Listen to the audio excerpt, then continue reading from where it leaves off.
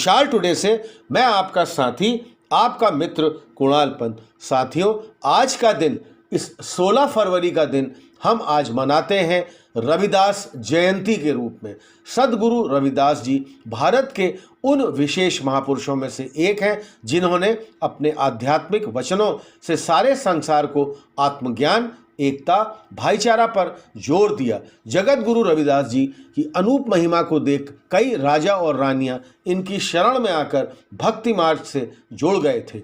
जीवन भर समाज में फैली कुरीति जैसे कि जात पात के अंत के लिए इन्होंने काम किया। रविदास जी के सेवक इनको सद्गुरु, जगत गुरु आदि नामों से सत्कार करते रहे।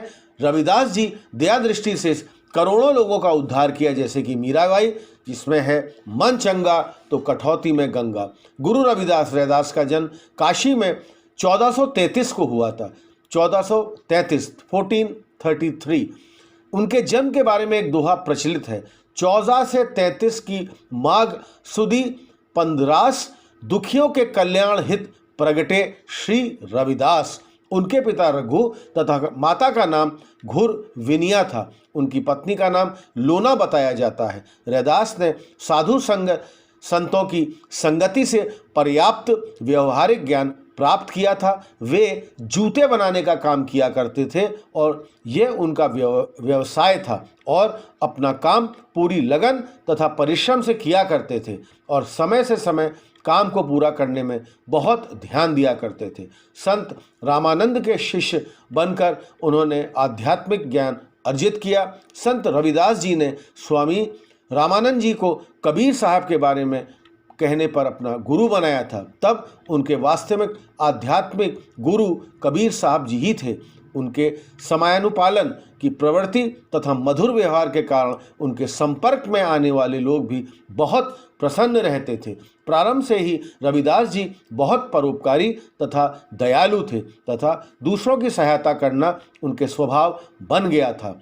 साधु संतों की सहायता करने में उनको विशेष आनंद मिलता था। वे प्रायः उन मूल्यों में बिना जूते भेंट किए कर दिया करते थे। उनके स्वभाव के कारण उनके माता पिता उनसे अप्रसन्न रहते थे तथा कुछ समय बाद उन्होंने रविदास तथा उनकी पत्नी को घर से भगा दिया था। रविदास पड़ोस में ही अपने लिए एक अलग इमारत बनाकर तत्परता से अपने व्यवसाय का काम करते थे और शेष समय ईश्वर भजन और साधु संतों के सत्संग में व्यतीत करते रहते थे। उनके जीवन की छोटी छोटी घटनाओं से समय तथा वाचन के पालन संबंधी उनके गुणों का पता चलता है। एक बार एक पर्व के अवसर पर पड़ोस के लोग गंगा स्नान के लिए जा रहे थे।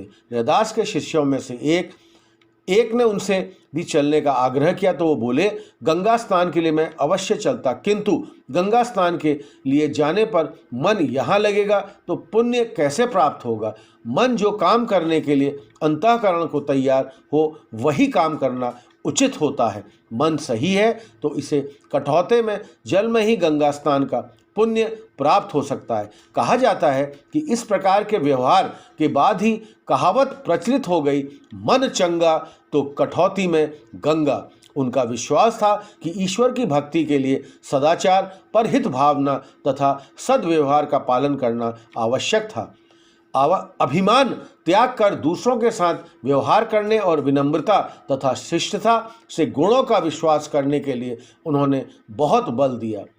उनके विचारों का आशय यही है कि ईश्वर की भक्ति बड़े भाग्य से प्राप्त होती है। अभिमान शून्य रहकर काम करने वाला व्यक्ति जीवन में सफल रहता है। जैसे कि एक विशालकाय हाथी शक्कर के कणों को चुनने में असमर्थ रहता है, जबकि लघु शरीर से चींटी इन कणों को बहुत ही सफलतापूर्वक चुन लेती है। इस प्रकार अभिमान तथा बड़प्पन का भाव त्याग कर विनम्रतापूर्वक आचरण करने वाला मनुष्य ही ईश्वर का भक्त कहलाता है। रैदास की वाणी में भक्ति की सच्ची भावना, समाज में व्यापक हित की कामना तथा मानव प्रेम से ओतप्रोत रहती थी। इसलिए उनका श्रोताओं से मन का गहरा प्रभाव पड़ा रहता था।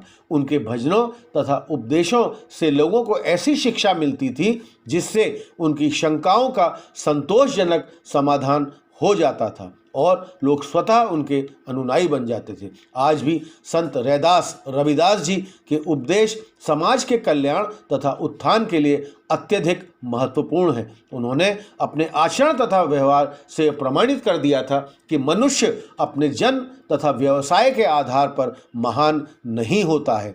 विचारों की श्रेष्ठता, समाज के हित की भावना से प्रेरित कार्य तथा सद्व्यवहार जैसे गुण ही मनुष्य को महान बनाने में सहायक होते हैं। इन्हीं गुणों के कारण संत रविदास जी को अपने समय से समाज में अत्यधिक सम्मान मिला और इसी कारण आज भी उन्हें लोग श्रद्धापूर्वक स्मरण करते हैं।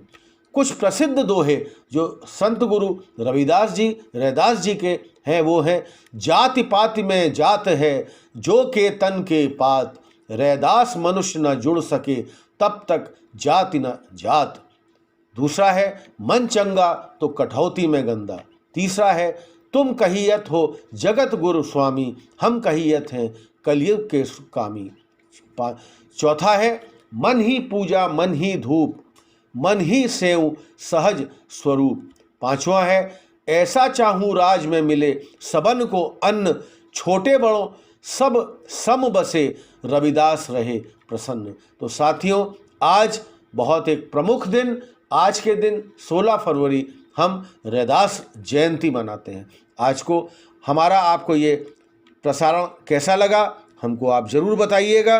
अपने आप हमें अधिक से अधिक हमारे इस चैनल मिसाल टुडे को सब्सक्राइब करिए, लाइक करिए और अपने कमेंट्स हमें ज़रूर पोस्ट करते रहिए।